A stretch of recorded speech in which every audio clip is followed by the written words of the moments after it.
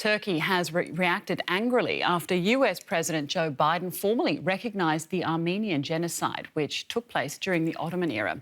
Ankara has summoned the US ambassador over the remarks.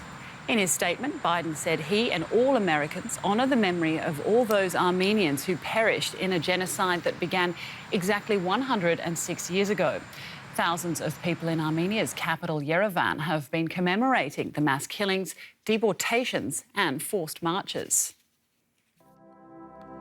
Marching forward to look back, Armenian officials led the nation in commemorating the horrors of the past. The procession at this hilltop memorial in the capital, Yerevan, included Prime Minister Nikol Pashinyan. Members of the public too streamed in to honor the dead. And they welcomed the announcement from Washington, formally recognizing those past events as a genocide. I think it's a great thing that Biden recognizes the Armenian genocide because the US are a major country and it might have an effect on Turkey. We've been waiting for this for years. We wanted this before Biden. Many made promises. Trump did, and so did those before him, and we waited. In 1915, 1 million Armenians were brutally murdered by Ottoman Turks. Many more were deported and sent on death marches into the Syrian desert. Armenians have long campaigned for the crimes against their people to be recognized internationally as genocide. Turkey argues that there was no systematic attempt to wipe out Armenians and no such order from the Ottoman authorities. But nearly 30 countries have recognized the atrocities as genocide. Many Armenians would consider the diplomatic spats over terminology a distraction from the memory of atrocities of more than a century ago that haunt their nation to this day.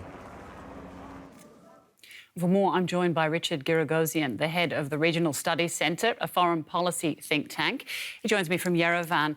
Richard, thanks and welcome to the program. What does this recognition mean for Armenia? Why is the US recognition so significant? Well, in many ways, this is a reassuring moral vindication of a long campaign for genocide recognition. As someone who moved to Armenia from the United States myself, this is a case of moral clarity and giving us a degree of closure.